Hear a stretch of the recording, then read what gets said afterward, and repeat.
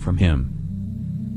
They told him they had given him a sort of narcotic for him to sleep during most of the trip. It lasted some 36 hours. The commander of the ships that had taken the decision to bring Arthur to Acart had done this against the orders of not to touch or kill any Earthling, neither brings them off Earth. So he was punished and had to serve a year in the mine, where they took up steel work, according to what they told him. There are no countries on Acart. The entire planet had for a long time been one country or region. He told Arthur that 100 years back they had many countries, hundreds of countries, and that there was so many wars, but was not enough of them, so they began cooperating with each other, and got together as one. They said that they had been observing Earth with equipment and cameras so good that they could take pictures of a nail head from 200 kilometers up. They captured radio and TV programs, and put it into their computers for help and study. In some 10 years they had learned much of Earth, including German language. Others had also learned Russian, Spanish and English. Arthur asked how they could collect all this, without being seen, and got the answer, that they could make themselves invisible. I neutralized the vision. After reaching a height of 200 meters above the buildings, we flew in a straight line toward the north for some 2 minutes. Suddenly, we stopped abruptly and began to descend. We descended to a narrow street full of pedestrians. The machine hovered near the side of an alley, where there was also infinity of people. There we jumped down and mixed with the multitude. What I felt was unusual about those people, was that it seemed that nobody was in a hurry, not the haste that is so peculiar to the great cities on Earth. Another aspect that drew my attention was the manner of dress of those people. I never saw anybody dressed so shabby. Almost all of the men wore clothes more or less like what I wore, in material as well as design. The small variations were scarcely noticeable. The dress of the women was in similar style. Another thing that intrigued me was the fact that none of them paid any attention to me. Arthur remarked also that it was quite cold when the sun set, but his guide there didn't seem to freeze, and so did Arthur. He said they had no seasons, same all year around. And he remarked the sun didn't shine from any blue sky, it was cloudy all the time.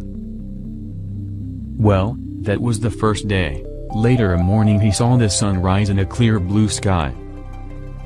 Some day later he experienced this cold after sunset again, but he was so impressed by the view of the city at night, that he almost forgot the cold.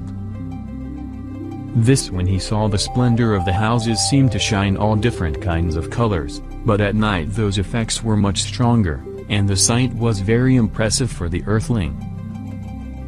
After another night, later they visited a kind of cafe, where they had got something warm to drink. Arthur went up to the cafe host intending to pay, because he saw that his fellow man didn't pay. It was then he found out that money or paying for anything, that money doesn't exist on their planet.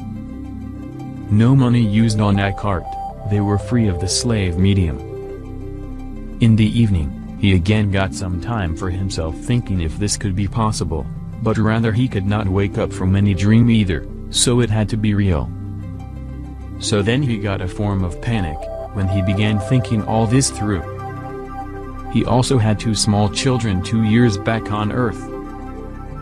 Then Acart came in with a wine drink he had made of fruit, which also contained alcohol, and he said that drinking such was not allowed in public places, only in homes. He said the government there had converted all the factories that earlier made harmful things like alcohol into producing beneficial matter. What foods do they have on Acart? The meals were frequent, and fish was always on the menu, plus a dark bread looking like our rye bread, and he said that their fish and oceans were just similar to ours here on Earth. Despite all that I had eaten there, it seemed to me then that I could not weigh even 50 kilos there. He was 90 kilograms on Earth.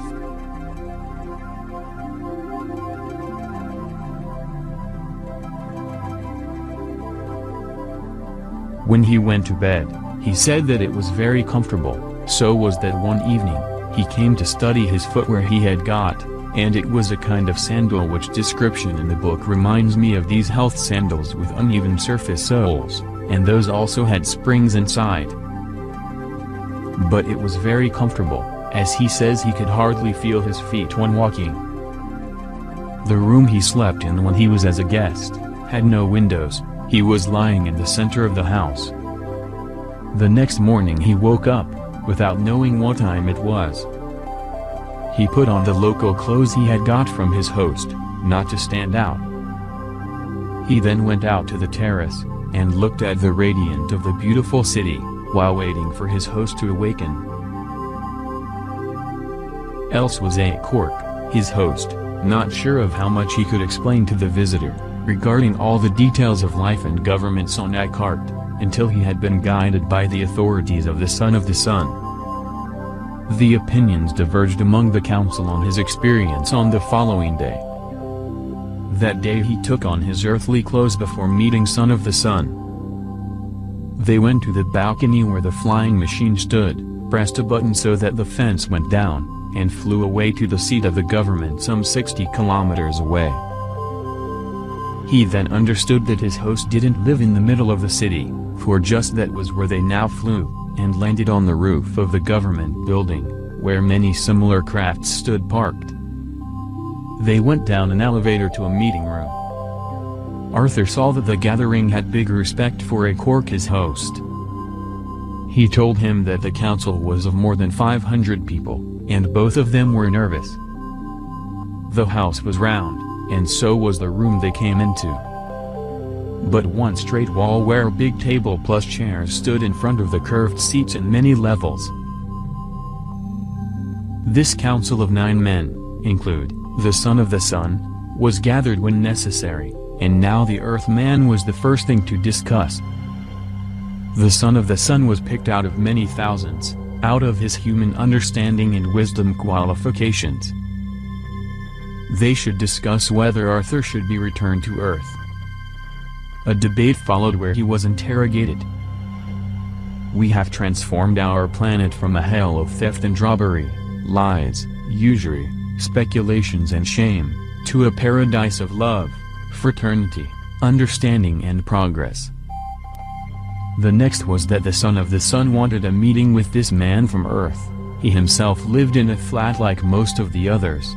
There was no need for a palace with 100 rooms. His flat where he lived with his family was almost identical to that of Acart. He also got to meet the family of the Son of the Sun at the meeting room. They all have this pale color skin, almost white. He had a son of 12, and a daughter of 16, but he felt no attraction to her, rather opposite. But he found his wife more attractive. He also got to eat with them, and remarked that nobody talked while eating. Then the Son on the Sun told him to write a narrative of his visit when he came back to Earth, but also said that nobody would believe him those first years, but after some 20 years, that would change, he said. Now it is half a century, 50 years since this occurred. They told him that they would show him much of their planet in the next few days if he was to stay there before going back to Earth. After the visit from the Sun, he was showed the marvelous city from the top of the roof, where they had landed with this flying wagon for this visit. One of the big differences to Earth, he remarked, was that it was no noise there, only the hums from the small ships. All the walking for the people happened on narrow streets because of the little space for pedestals, but other transport happened on subsurface by subway. He said that on this planet they had 20 billion people on the same area as on Earth had 4 billion, 5 times more than the density on Earth in 1958. So it was a very overpopulated planet. Later on that day they flew him very quick to see all around Acart. They flew to a farm, where he was shown farming in terraces that look like stairs, like those similar to rice farming on Earth, like in the East, but the vegetable they had down there on Acart where they flew over, look similar to potatoes.